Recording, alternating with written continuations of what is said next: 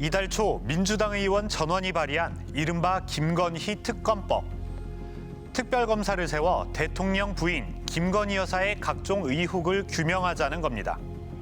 대표적인 게 도이치모터스 주가 조작 사건입니다. 권오수 도이치 전 회장 등 일당 10여 명은 이미 올해 초부터 재판이 진행 중인데요. 김건희 여사는 자금과 계좌들을 제공한 공범 의혹을 받고 있습니다. 이 사건이 고발된 게 재작년 4월이니까 검찰은 2년 넘도록 김 여사에 대해서만 처분을 미루고 있는 겁니다. 심지어 조사 한 번 제대로 이뤄지지 않았습니다. 그 사이 김 여사 측 해명들이 속속 거짓으로 드러나면서 의혹만 눈덩이처럼 커지고 있습니다. 지난해 대선 경선 후보 시절 윤석열 대통령은 김 여사의 주가 조작 연루 의혹을 거듭 부인했습니다. 골드만삭스 출신이라고 하니까 실력이 있어서 그런데 한 4달 정도 맡겼는데 손실이 났고요. 그 도이치모터스만 한 것이 아니고 한 10여 가지의 주식을 전부 했는데 손실을 봐서 저희 집사람은 거기서 안 되겠다 해서 돈을 빼고 그 사람하고는 절연을 했습니다. 김 여사가 투자를 한 건 맞지만 주식 거래를 누군가에게 일임했다. 즉 맡겼을 뿐이라는 건데요. 하지만 이 말 믿기 어려운 정황이 드러났죠. 검찰이 주가 조작 기간으로 판단한 지난 2010년 1월 12일. 이날 김건희 여사가 증권사 직원과 통화한 녹취록이 최근 재판에서 공개됐는데요. 여보세요? 네, 이사님, 저 입니다. 지금 2,375원이고요. 아래 위로 1,000주씩 걸려 있고 지금 시가가 2,350원, 고가 2,385원, 저가가 2,310원 그 사이에 있습니다. 조금씩 사볼까요? 네, 그러시죠. 네, 그러면 2,400원까지는 급하게 하진 않고 조금씩 사고 중간에 문자를 보낼게요. 김건희 여사가 직접 증권사 직원과 통화하면서 주문을 승인하는 상황인데요. 실제로 김 여사가 도이치 주식 15만 5천 주, 3억 8천만 원어치를 산 이날, 주가는 9% 넘게 올랐습니다. 이 녹취록에 대해 대통령실은 1인 매매 사실이 입증됐다고 해명했습니다. 그러나 이 녹취록 속 남성, 앞에서도 말씀드렸다시피 증권사 직원입니다. 김 여사가 주식 매매를 맡겼다던 그 골드만삭스 출신 조작 선수 이모 씨가 아닙니다. 이 씨도 당일 거래는 내가 아니라 김 여사가 했다고 법정에서 털어놨습니다. 1월 12일 김건희 씨가 담당자와 통화한 내용 보셨죠? 증인이 주문한 게 아니라 김건희 씨가 한 거죠? 네. 김건희 여사는 바로 다음 날에도 10만 주, 2억 5천만 원어치를 사들였습니다. 역시 김 여사가 최종 승인했는데요. 그런데 이날부터는 주가 조작 선수 이 씨가 매수 주문에 관여합니다. 네, 이사님, 저 입니다. 네네. 오늘도 도이치모터스 살게요. 2,500원까지. 아, 전화 왔어요? 왔어요. 사라고 하던가요? 그럼 좀 사세요. 그럼 어제처럼 천천히 사겠습니다. 전화로 주식을 사라고 했다는 사람은 바로 주가 조작 선수 이 씨. 1월 13일 거래는 증인이 한 건가요? 네. 그러니까 김 여사가 주가 조작 선수 이 씨의 말을 듣고 거래 승인을 했다는 뜻입니다. 김 여사는 이 당시 7거래일 동안 도이치모터스 주식 18억 3천만 원어치를 사들였는데요. 하루 평균 2억 6천만 원으로 도이치모터스 주식의 하루 전체 거래 대금과 맞먹는 양입니다. 검찰은 이 거래 모두 주가 조작으로 의심하고 있습니다. 근데 당시에 도이치모터스 일거래량이 3억 4억 막 이래요. 그러니까 도이치모터스 거래량 대비 굉장히 큰 돈을 사는 거예요. 윤 대통령 측은 김 여사가 투자를 맡겼다가 선수 이 씨와 절연했다고 했죠. 일임한 기간은 2010년 1월부터 5월까지 넉 달간이었다고 합니다. 그런데 이 말도 사실이 아닌 것으로 보입니다. 5월 이후의 통화 녹취록에서도 선수 이 씨와 관계를 맺고 있던 정황이 발견됐습니다. 저하고 이 씨 제외하고는 거래를 못하게 하세요. 이 씨와는 연을 끊었다고 했는데 오히려 이 사람하고만 거래 권한을 공유하겠다고 한 겁니다. 이처럼 거짓으로 의심되는 해명 또 있습니다. 검찰은 도이치 사건의 전체 주가 조작 기간을 3년으로 파악했는데요. 2009년 12월부터 2010년 8월까지를 1차, 그 다음 달부터 2012년 12월까지를 2차, 이렇게 두 시기로 분류했습니다. 1차 때는 김 여사가 주식을 사들이기만 한 걸로 드러나 있죠. 2차 시기엔 김 여사가 직접 주식을 팔아치우기만 했다. 이게 당초 윤 대통령 측 주장이었는데요. 하지만 검찰은 주가 조작이 이루어진 투자 자문사에서 수상한 엑셀 파일을 확보했습니다. 파일명은 김건희. 김 여사 증권 계좌의 인출 내역과 잔고, 주식 수량 등이 정리돼 있었는데 작성 날짜가 2011년 1월 13일. 2차 시기인 이때도 주가 조작 일당이 김 여사 계좌를 관리하고 있었던 것으로 보입니다. 김 여사가 자신의 주식을 잘못 팔았다며 조작 선수에게 화를 낸 적이 있다. 이런 증언도 나왔습니다. 김건희 씨가 전화가 와서 왜 자기 허락 없이 주식을 팔았냐고 난리쳤던 적이 있어요. 김은 권오수 회장이 시켜서 했는데 자기한테 뭐라 그러더라라고 했고요. 더욱이 김 여사는 2차 주가 조작 투자사에 거액을 빌려준 걸로도 알려져 있는데요. 다리를 놔준 건 이 사건 주범 권오수 당시 도이치 회장이었습니다. 회사에 투자한 적 있죠? 그때 김건희 씨 자금 15억 원을 빌렸죠. 예, 당시 연락을 누가 했습니까? 권오수 회장이 했습니다. 권 회장에게 자금을 부탁했고 권 회장이 자금이 없어서 알아봐 준다고 했습니다. 그 뒤 김건희 씨 자금이 들어와서 민주당은 최근 윤석열 대통령을 검찰에 고발했습니다. 대선 당시 김 여사 관련 해명들이 거짓이라 공직선거법을 위반했다는 겁니다. 이에 대해 윤 대통령은 입장을 유보했습니다. 제가 뭐 제 문제나 이런 걸 가지고 신경 쓸 그럴 상황은 아닌 것 같고 나중에 뭐 적절하게 하겠습니다. 네. 윤 대통령 측의 해명과 별개로 지금부터는 김 여사의 거래 정황을 들여다보겠습니다. 공범으로 처벌이 될지 말지 이걸 판단할 쟁점은요. 간단히 말해 김 여사가 주가 조작 사실을 알았냐 몰랐냐 이겁니다. 해명들이 잇따라 거짓말 논란에 휩싸여도 윤 대통령 측이나 여당은 여전히 이 지점에서 자신감을 보이고 있는데요. 하지만 당시 김 여사의 거래 내역을 보면 의심 가는 대목 한두 곳이 아닙니다. 1차 조작 시기인 2010년 5월 20일 김 여사는 신한증권에 있던 주식을 모두 동부증권으로 옮겼다고 했습니다. 단순히 주식을 이체한 걸로 보이지만 전문가들은 이 대목도 의심스럽다고 합니다. 김 여사처럼 주가를 요동치게 할 정도의 거액을 거래하는 큰손, 주식시장에서 주포라고 부르는데요. 투자자들은 주포가 주식을 사고 파는지 예의주시합니다. 주포가 주식을 팔고 나가는 게 확인되면 주가가 크게 떨어지기 때문입니다. 잠깐 증권사의 주식 매매 프로그램을 볼까요?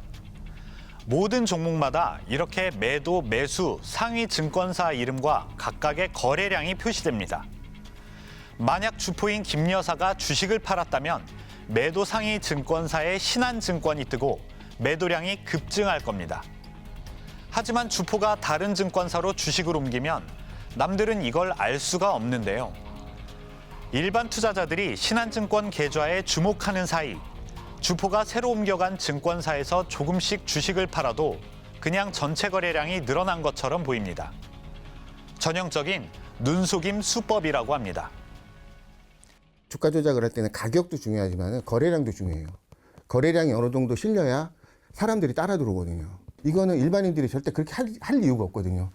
그 거래량을 만들기 위해서 나중에 김 여사의 계좌는 6개로 불어났고 모두 조작에 활용된 걸로 검찰 수사 결과 드러났는데요. 대선 후보 시절 윤 대통령 캠프는 신한증권 계좌 하나만 공개해 의문을 키우기도 했습니다. 현재까지 혐의가 확인이 안 된 거를 이 수년 동안의 이 계좌 거래 내역을 전부 공개하라고 하는 것은 그거는 제가 볼 때는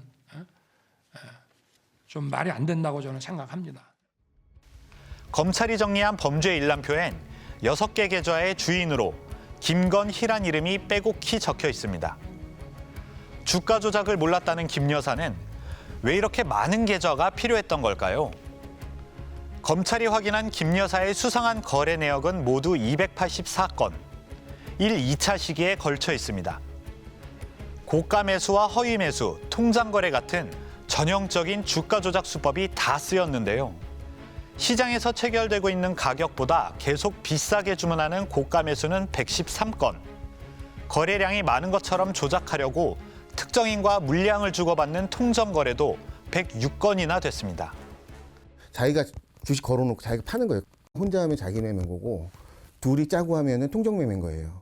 일반인들은 이거 거래 수수료 나가고 증권거래세 내야 되거든요. 절대 이 거래를 안 하거든요. 특히 2차 조작 시기엔 윤 대통령의 장모이자 김 여사 자신의 어머니인 최 모 씨와의 통정 거래도 확인됐는데요. 어머니가 내놓은 주식 6만 2천여 주를 불과 32초 만에 김 여사가 그대로 매수한 겁니다. 보통 이 정도의 이상 거래라면 계좌 주인 김 여사에게 증권사의 경고가 날아들었을 거라고 합니다. 수상한 거래 정황을 김 여사가 모를 수 없다는 뜻이겠죠.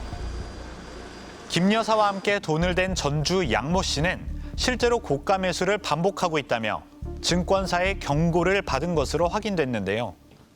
김건희 여사의 통장이 범죄의 도구로 이용됐다라는 점도 밝혀져 있기 때문에 주범들과의 어떤 공모 관계에서 이루어진 것인지 아니면 방조범의 차원에서 도움을 준 것인지 아니면 아무런 관련이 없어 무죄인지는 아마 쉽게 수사할 수 있는 내용입니다. 왜 아직도 그 부분에 대해서 조사를 시작하고 있지 않는지 국민적 의혹을 사고 있는 것입니다. 또 다른 의혹도 있습니다. 김건희 여사는 2차 조작 시기인 지난 2010년 말부터 2011년 초까지 서울대 인문대 최고 지도자 인문학 과정을 수료했는데요. 당시 원우수첩엔 김 여사가 현 도이치모터스 제품 및 디자인 전략팀 이사라고 적혀 있습니다. 앞에서 본 녹취록에서도 증권사 직원이 김 여사를 이사님이라고 불렀죠. 네, 이사님, 저 입니다. 네네. 이 때문에 당시 미공개 정보를 이용한 내부자 거래 가능성도 제기되고 있습니다. 그러나 김 여사 측은 무보수 비상근직 이사였을 뿐이라며 선을 그었는데요.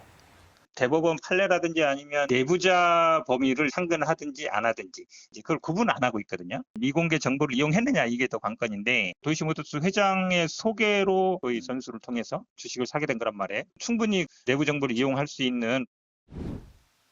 도이치모터스 주가 조작 사건은 지난 2019년 어느 경찰관이 제보한 내사 보고서를 통해 알려졌습니다.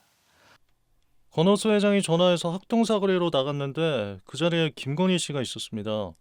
권 회장은 회사가 좋아질 것이라고 말했고 김건희 씨가 그렇게 회사가 좋아지면 회사 주식을 사야 되는 것 아니냐. 신한투자증권에 돈이 10억 원 정도 있는데 그걸로 주식을 사봐야겠다라면서 저한테 주문을 내달라고 했습니다. 주범 권오수 당시 회장과 주가 조작 선수 등 5명이 구속되는 등 모두 14명이 재판에 넘겨졌습니다. 하지만 검찰은 김 여사를 피의자 신분으로 입건하고도 한 차례도 부르지 않았습니다. 반면 언론사에 내사 보고서를 전달한 경찰관은 공무상 비밀 누설 혐의로 1심에서 유죄가 나와 직급이 강등되는 징계까지 받았습니다. 정치적으로 예민하고 문제가 많이 되고 쟁점이 되는 수사일수록 더 눈치 볼 거 없이 엄정하게 수사해가지고 국민적인 의혹들이 해소가 되면 좋은데 어찌 보면 정치적으로 민감하지 않은 주제는 참 수사를 잘 되는 것 같고요. 어찌 보면요. 자, 김건희 여사는 이 사건에서 자금을 댄 일종의 전주 역할이죠. 주가 조작 사건에서 이 전주를 처벌하기가 쉽지 않은 것도 현실입니다. 범죄를 공모했는지 아니면 최소한 공범들의 조작 의도를 알았는지 입증해야 하기 때문입니다. 그래서 저희는 비슷한 사건의 판례를 찾아봤는데요. 범행을 줄곧 부인한 전주 역시 처벌이 가능했습니다. 지난 2007년 유죄가 확정된 김모 씨 등 일당 5명. 이들은 도이치모터스처럼 시가총액이 적은 기업 3개를 고른 뒤 주가를 조작해 1,000억 원을 챙겼습니다. 고가 매수와 허수 매수, 통정 거래 등 수법도 도이치 사건과 똑같았는데요. 모두 징역형에 수억 원대 벌금형을 받았고 전주 8명도 징역 2년 6개월에 집행유예 3년, 최대 2억 원의 벌금형이 선고됐습니다. 이 전주들은 주가 조작을 전혀 몰랐다고 주장했지만 법원은 받아들이지 않았습니다. 재판부는 증권사 투자 상담사가 아닌 개인에게 증권 계좌 운용을 맡긴 점, 또 수상한 거래로 증권사의 경고를 받은 점 등으로 미뤄 주가 조작을 알았을 거라고 판단했습니다. 범행을 부인한 조작 선수 일부에 대해서도 대법원은 미필적으로나마 주가 조작 범행을 인식했고 범행에 가담할 의사도 있었다고 최종 판결했습니다. 주가 조작에 가담한 전주가 비록 그 범행을 부인했다 하더라도 징표만을 갖고도 충분히 주가 조작을 알았을 미필적 고의가 있다라고 해서 유죄를 내린 판결입니다. 이번에 김건희 씨 주가 조작 거래를 보면 전주의 특성과 함께 시세 조정을 하는 그런 특성 모두를 갖고 있습니다. 그래서 이건 반드시 수사되어서 기소되면 충분히 유죄가 나올 사안이라고 판단합니다. 실제로 도이치 사건에서도 전주 한 명이 재판에 넘겨져 있는데요. 당사자는 혐의를 부인하고 있지만 검찰은 그가 고가 매수 같은 시세 조정 주문을 한 것으로 판단했습니다. 도이치모터스 사건은 이제 처벌 가능한 시간이 얼마 남지 않았습니다. 공소시효가 오는 12월, 석 달 앞으로 다가온 겁니다. 따라서 검찰이 시간만 끌다가 수사를 흐지부지 끝낼 거란 우려가 나옵니다. 스트레이트는 검찰에 김 여사에 대한 수사를 언제까지 할 건지, 또 공소시효는 어느 시점에 만료되는지 물어봤는데요. 검찰은 김건희 여사 처분에 대해선 수사 중인 사항이라 답변할 수 없다고 했습니다. 다만 재판 중인 다른 피고인들과의 공범 관계가 인정될 경우 이들의 확정 판결 때까지 김 여사의 공소시효는 정지된다고 설명했습니다. 김 여사가 공범으로 인정된다면 시간을 더 벌 순 있지만 검찰이 김 여사를 무혐의 처분할 경우 12월 안에 결론을 내야 하는 겁니다. 지난해 말 검찰은 도이치 주가 조작 관련자 10여 명을 기소하면서 국민적 의혹이 있는 주요 인물, 즉 김건희 여사의 가담 여부는 계속 수사하겠다고 밝힌 바 있는데요. 그 뒤 한동훈 법무장관은 취임하자마자 증권범죄 합동수사단까지 부활시키며 시세조종 등 금융증권범죄를 엄단하겠다고 했죠. 하지만 피의자 신분의 김건희 여사는 수사 2년 반이 다 되도록 왜 처분이 늦어지는 건지 궁금증만 커져가고 있습니다.